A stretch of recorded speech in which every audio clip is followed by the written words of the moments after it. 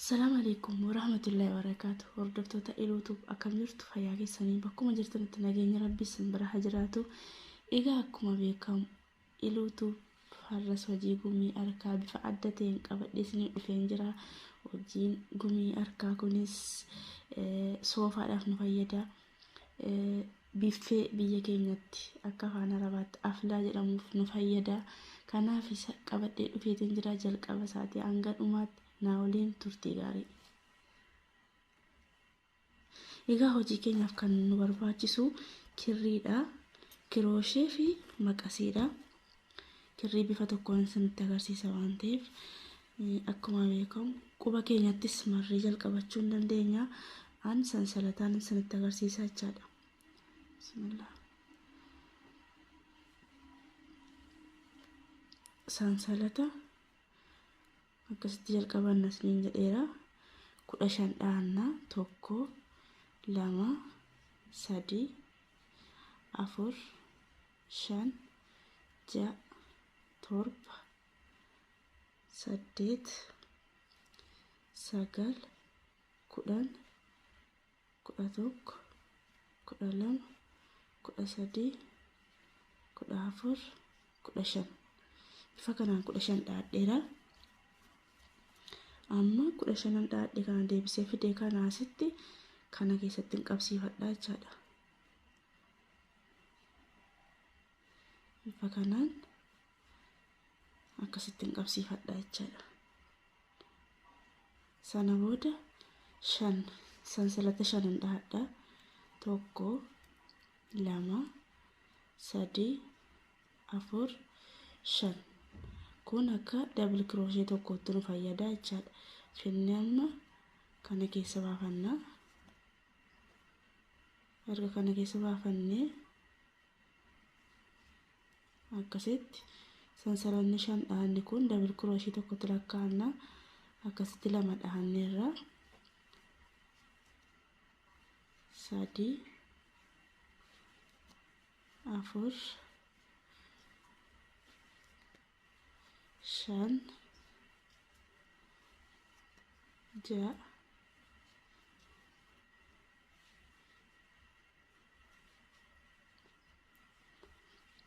8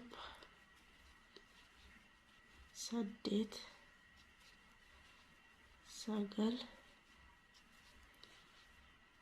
10 11 12 akkasitti lakkaa'anne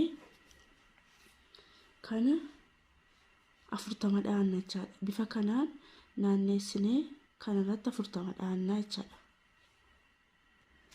Akkasitti 40 goonneerra argan akkasitti 40 goote amma fidee sansalatan sila 5 dhaadhee irratti mataa isii irratti akkasitti hin qabsiifadha jechaadha.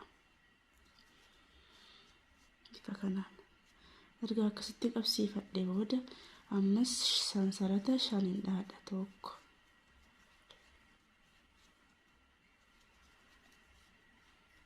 5 akkasitti erga dhaadhee amma asirratti wanti nu hubachuu qabnu finnee asiin akkas hin galfanneen dhaannu. Finnee kana dudduubaan kirooshee keenya akkas goonee asiin akkas baafanna. Sanitti mul'ata dheeyyaadha. Tokkorra darbinee tokko keessa waan dhaanuuf tokkoon kanarra dabarfadhee kan akka double crochet tokkotti fudhanna. Double crochet lammata kanarra dabarfadhee kan lammataa kana keessaan baafadha jechaadha. Kanan baafadhus akkas dudduubaan gasheetani. Mala kanarra darbee isa kana akkas dudduubaan gashee fidee fuulduraan akkas godhee xalafadha jechaadha.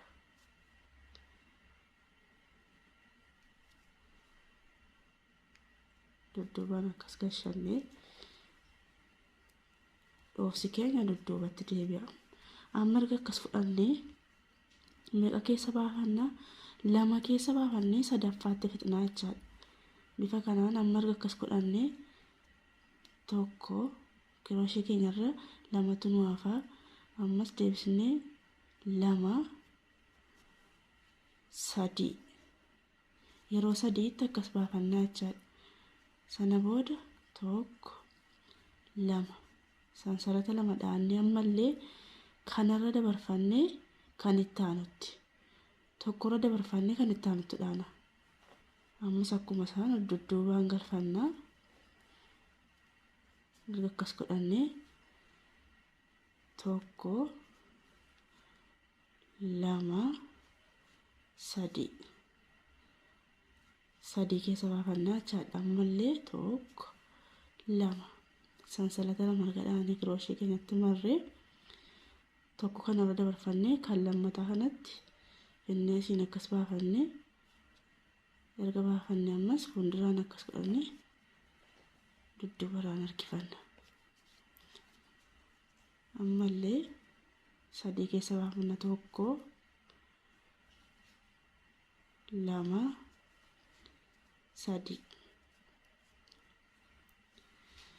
sansalata lama tokko lama erga sansalata lama dhaanii ammallee tokkorra dabarfannee kan itti aanu keessa dudduubaan akkas galfannee fudhannaa jechaadha. Sana booda ammas tokko lama sadii bifa kanaan sansalata lama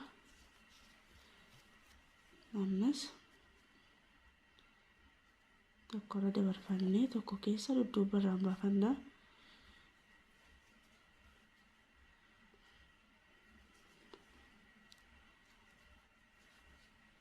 tokko lama sadaffaatti fixna.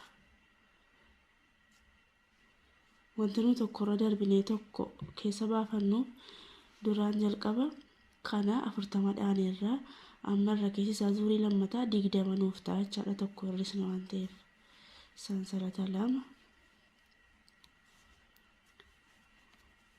ammallee tokko kanarra dabarfannee kana keessa baafanna innee asiin akkas galfannaa ammas fuulduraan akkas galfannee dudduubaan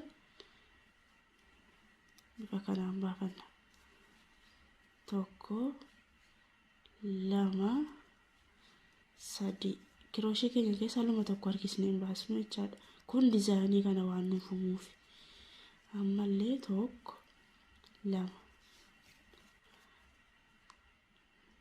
erga sansalata lama goonee ammas boolla tokko dabarfannee tokko keessa dudduubaan tokko lama sadii sansalata lama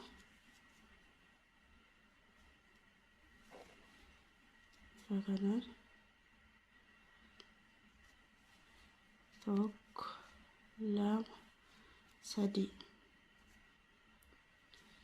sansalata lama ammallee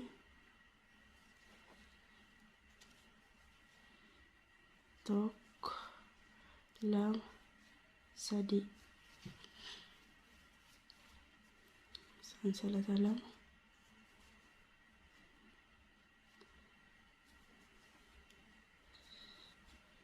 tokko lama sadii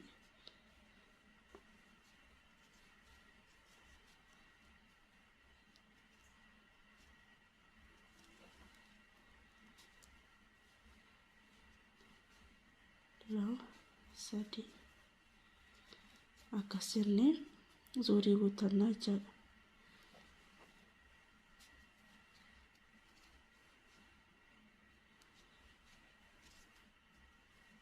Tokko lama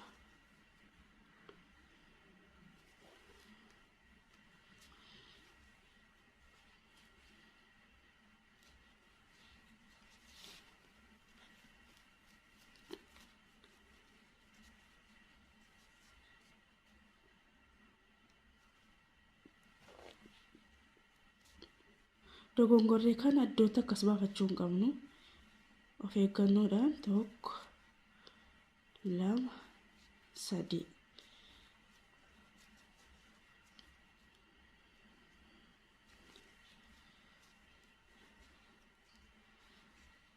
tokko lama sadii.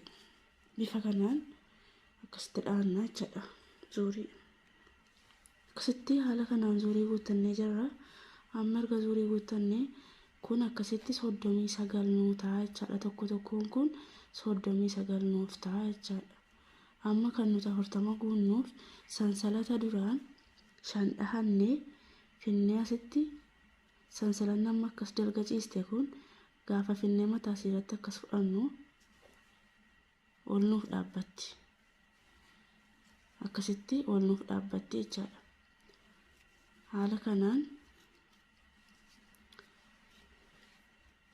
Haala kanaan meeqa dhaanneerra akkasitti kun jalqaba 40 dhaannee amma 20 nuuf ta'a jechuudha. Saamni isaas lakkaannaa 2 2 1 2 3 4 5 6 7 8 9 10 20 nuu ta'eera jechuudha. Akkasitti tokko xumurannee jirra. Maqasii keenya murannaa. Erga maqasii keenya murannee akkasiin nu jalaan hiikannetti finnee kirooshee keenyaan qabsiifannaa jechuudha. Keessatti akkas deebisannaa. Sana booda maqasiidhaan muruu dandeenya. Amma erga akkas godhannee sagaliin sanatti agarsiisa. Jalqaba 8 waan dhaadhee jiruuf sagalan kana sinitti akka tolitti qabsiifamu sinitti agarsiisa jechuudha. Sagal dhaadheera 1 2 3 4 9. Amma nan walitti qabsiifannu akkas goonee kanaan amma sagalan kana walitti qabsiifannaa jechuudha. Bifa kanaan akkasitti qabsiifannaa. Erga akkasitti qabsiifannee 1 2 3 sansalata 3 dhaannaa. Amma erga sansalata 3 dhaannaa achuma keessatti double crochet 2 dhaannaa jechuudha. 2 yeroo dhaannu akkuma jalqabaa asirratti isinitti himetti akkasitti harkisnee 1 2 3 keessa baafanna akkuma saganaatti jechuudha. Ammallee 1 2 3 bifa kanaan sansalata 1 boolla taanutti 1 2 3 1 2 3 sansalata 1 ammallee 1 2 3 1 2 3 akkasitti meeqa dhaanneerra 6 sansalata 1 ammallee 1 2 3 1 2 3 1 2 3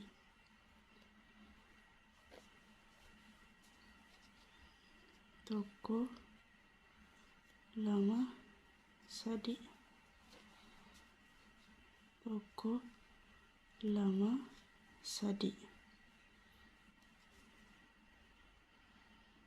amma akkasitti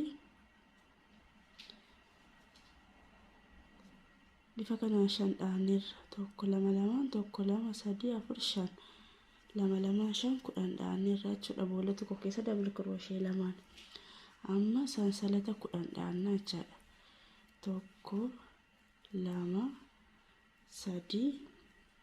4 5 6 7 8 9 10 erga akkasitti sansalata 10 dhaannee amma habaaboo tokko dabalanna.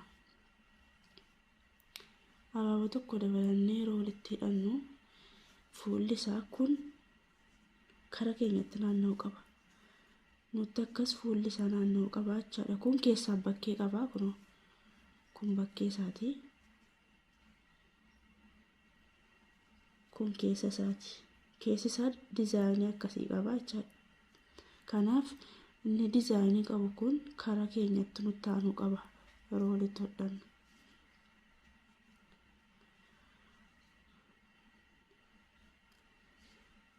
Akkasitti hodhannaa jechaadha. Bifa kanaan finnee sansalata 10 dhaanne kana finnee as keessatti qabsiifanna. Bifa kanaan 1 2 3 kun akka dhaabbataa tokkotti fudhatama. Ammallee boolla tokko keessa double crochet 2 dhaanna bifuma duraaniitiin.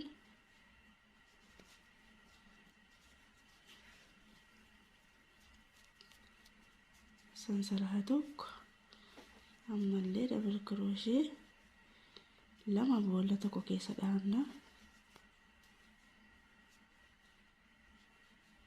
Yeroo sansalata dhaanu ishee irra keessaa akkuma isinitti mirraa hin jijjiirru jechaadha.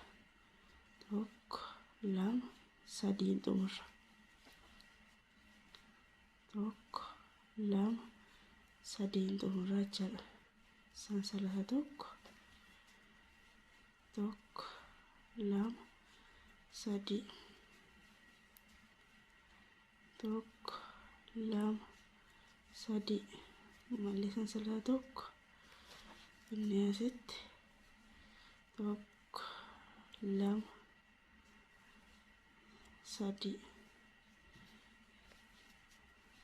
3 1 2 3 bifa kanaan sansalata 10 dhaanna. Ammallee 1 2 3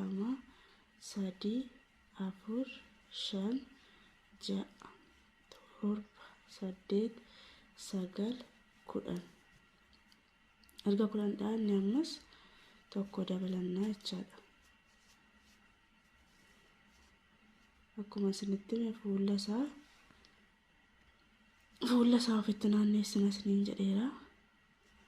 Amma bifa kanaan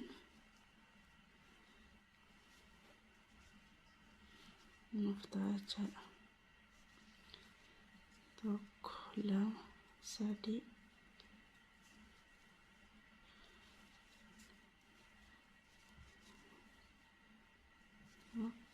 3 ammallee 1 2 3 sansalata tokko boolla taanutti 1 2 3 ammallee 1 2 3 sansalata tokko 1 2 3 1 2 3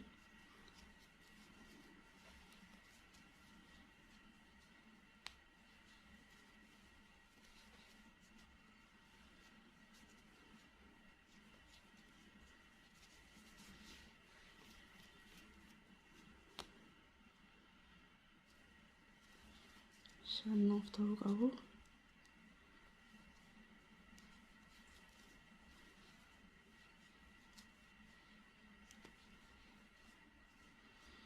Bifa kanaan 5 dhahannee irraa jechaadha.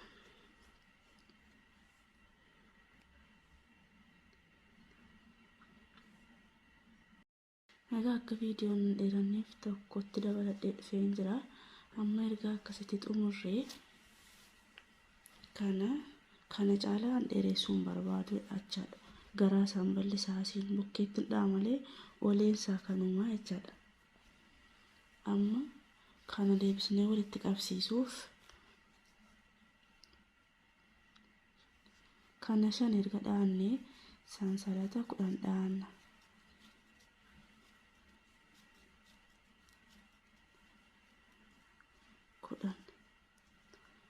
erga dhaanne finne as keessa dhahannaa jechaadha. 1 2 3 ammallee 1 2 3 sansalata tokko 1 2 3 1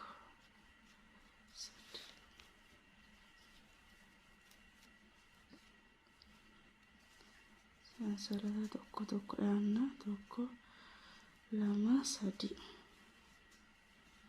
3 1 2 3 akkas goone zuurii guuteen isinitti deebi'aa jedha viidiyoon akka hin dheeranneef. Egaa amma akkasitti zuurii guuttadheen deebi'ee jira. Bifa kanaan zuurii guuttadheera. Amma kana deebisnee afaan kana walitti deebisnee hidhuudhaaf sansalata 5 hojjanna. 1 2 3 4 5 shanii kun boola tokko keessa double crochet 2 2 5 20 dhaanneerra jechaadha.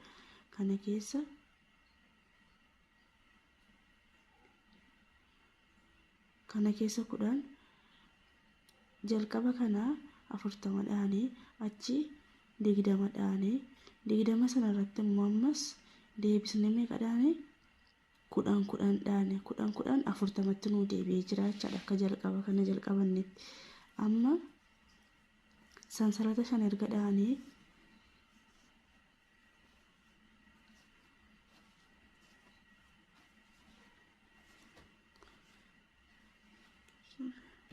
sansalata 5 dhaanne kana jalqaba sansalata 10 dhaanee waan ol qabsiifanneef 5 fi 5 gidduutti dhaannaa jechaadha. 10 bakka lamatti baasnee kunoo bakka kanatti 10 sana bakka lamatti baasnee qabsiifannaa akkasitti jechaadha. Walakkaa isaatti akka booda nu jalaan cinneetti cimsinee qabsiifanna.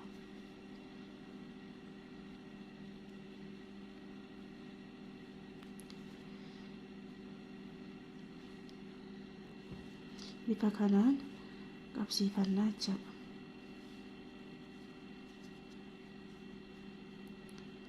Amma erga akkasitti qabsiifannee deebisnee sansalata 5 dhaanna. 1 2 3 4 5 sansalata 5 erga dhaannee finnee kirooshee keenya laxalafnee as keessa akkuma jalqaba dhaataa turreetti dhahannaa jechaadha. Double crochet 2 boola tokko keessatti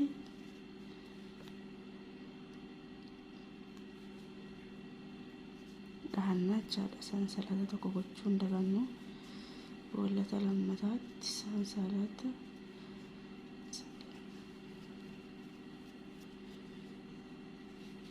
mallee bifa kanaan 5 dhahannaa jechaadha.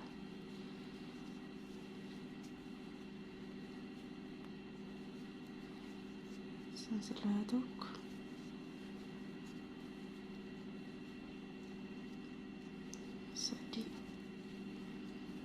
tokko 2 3 akkuma sanitti sadeen xumuranna. Ammallee 1 2 3 1 2 3 akkasitti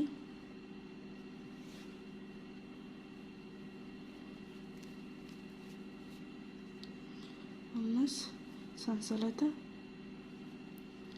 10 dhahanna. 1 2 akkasitti erga sansalata 10 dhaanne finnee ammas bifuma sanaan asirratti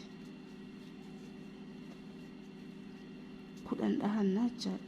2 2 5 sansalata tokko boollattaanutti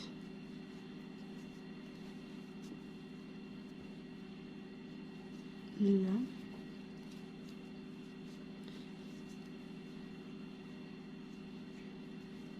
ammallee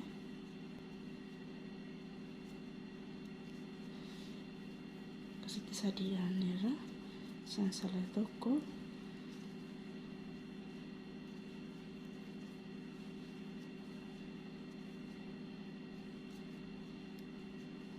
afur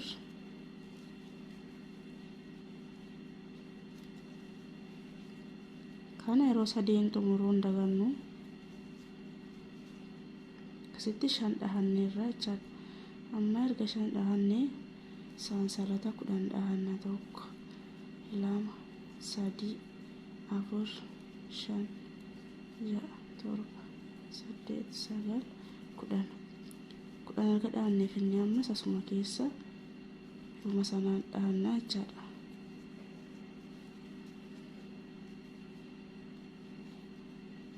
sansalata tokko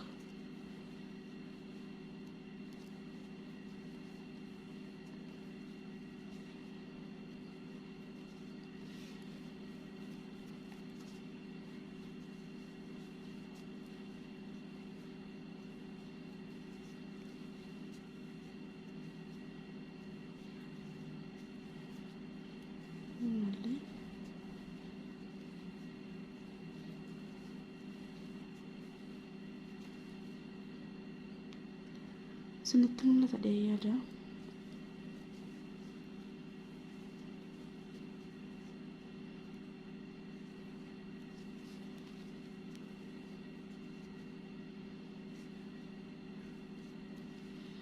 akkasitti yoo lakkoofsi keenya sirrii ta'e saafii nuu dhufaa jechaadha.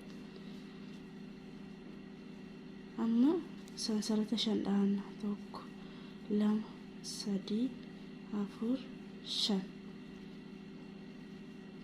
erga 5 dhahanne finne amma kurnan sila sansalata kurnan dhahanne keessa walakkaasaa kunas keessa akkasitti baafannaa jechaadha. bifa kanaan walitti qabsiifanna. sana booda ammallee sansalata 5 dhahannaa jechaadha.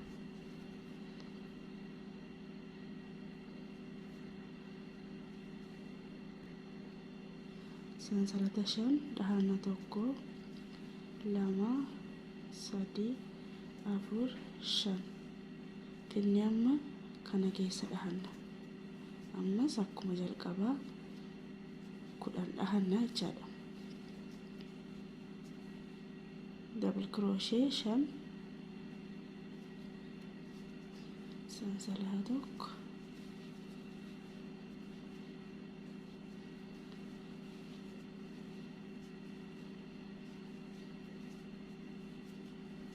ammallee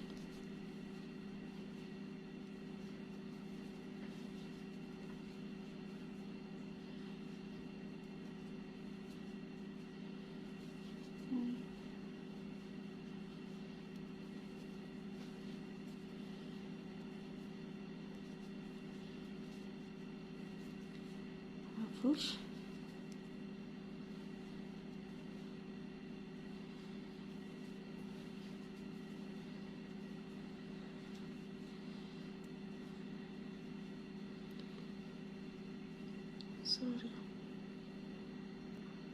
ifama asirratti 3 dhaana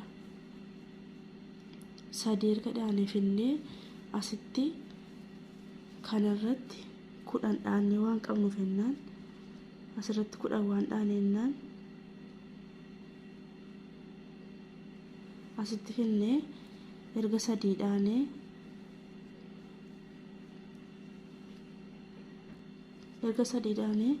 finne as keessa 1 2 3 4 5 dhaanne sana keessa walakkaatti 2 bukkeedhaan dhisne sadaffaatti akkas baafannaa jechaadha. kana sansalata hunda'in finne akkasitti walitti qabsiifanna. bifa kanaan akkasitti walitti nuuf qabataa jechaadha. arransi ni deebi'a. kanatu erga 3 dhaanne 3 jechuun double crochet 6 erga dhaanne finne as keessa kana keessa akkasitti baafannee wal qabsiifannaa jechaadha. bifa kanaan sana booda sansalata hunda'in duraan waan 3 dhaane kaane walakkaa kanaa kunnee fi itti fufna. afurii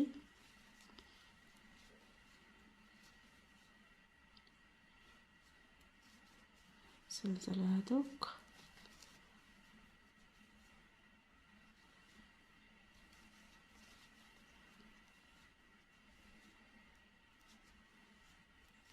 bifa kanaan 5 nuuf ta'anii jechuudha.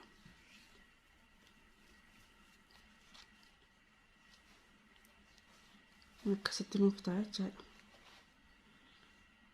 Erga akkas goone amma sansalata 10 dhaanna. Ammas 1 2 3 4 erga sansalata 10 dhaanne bifuma sanaan as keessatti finnee 1 2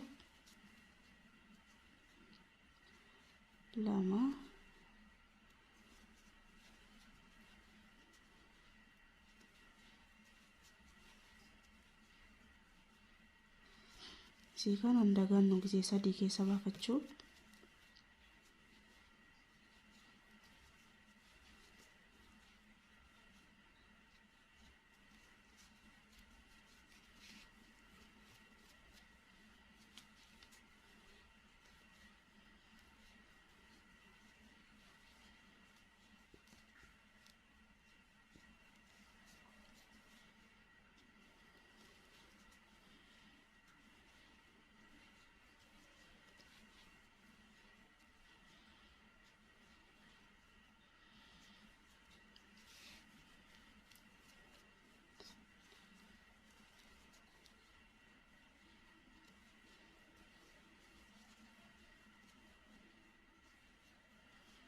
akkasitti 5 guutanneerra jechuudha. 1 2 3 4 5 amma sansalata 10 dhaanna. 1 2 erga 10 dhaannee finnee bifuma sanaan as keessatti dhaanna jechuudha.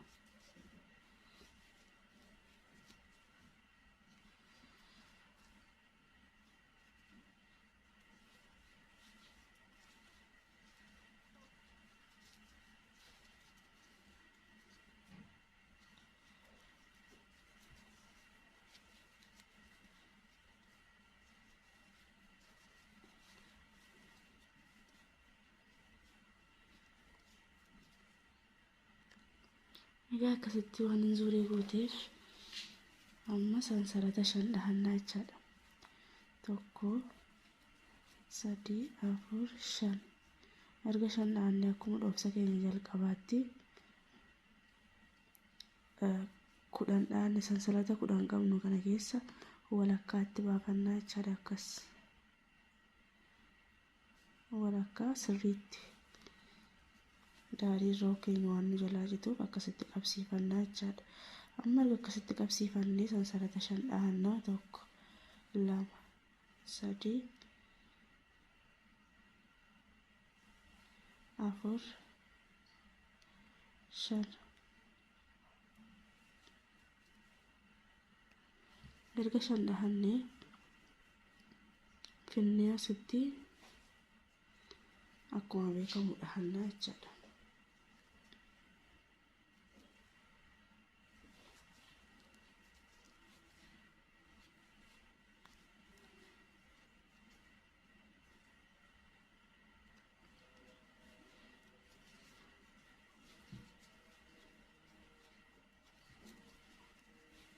Bifa kanaan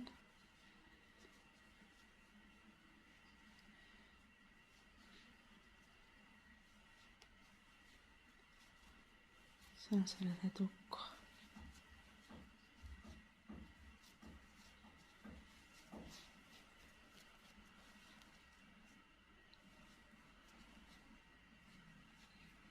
akkasitti erga 3 dhaannee finnee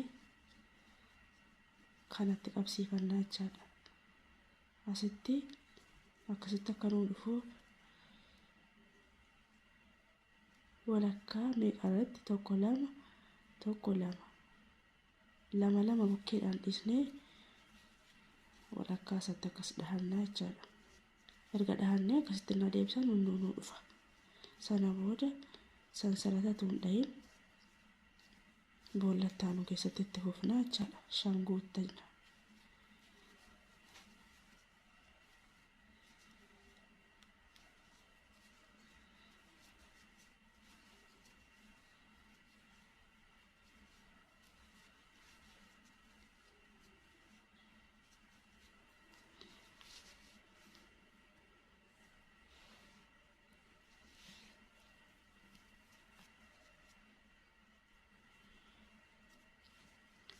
Marga akkas kudhan amma sansalata kudhan dhaanna.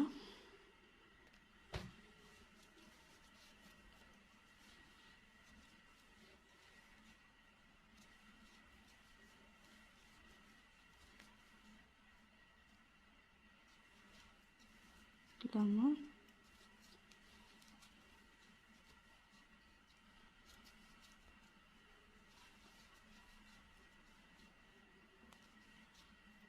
si kana sadii keessa baafachuu indagaannu isiniin jedheera.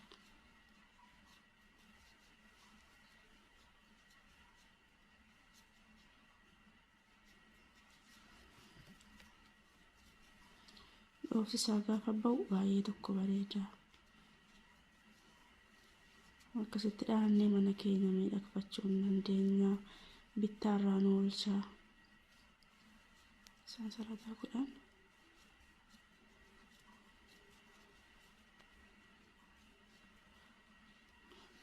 hundi keessanuu mana keessanitti akkasii yaaltan abdiin qaba. Like, share, subscribe gochuun na jabeessa. Maatiinaaf ta'a. Bakka dogongora yookiin bakka isinii galuu illee koomantiidhaan na gaafadhaa, isiniif hin deebisaa. Na jabeessaa. Oromoo koo na bira dhaabbadhaa.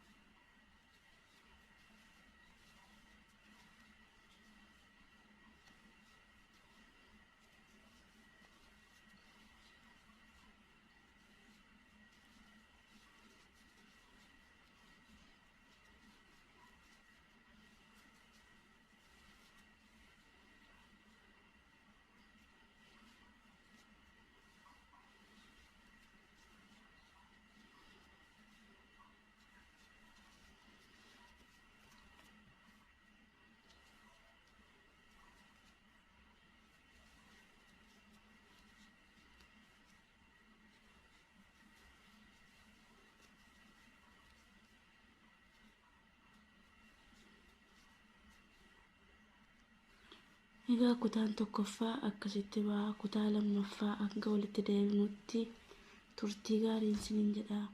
Like, share, subscribe gochuun hin dagatinaa. Na jajjabeessaa, na gargaaraa isiniin jedha. Galatooma.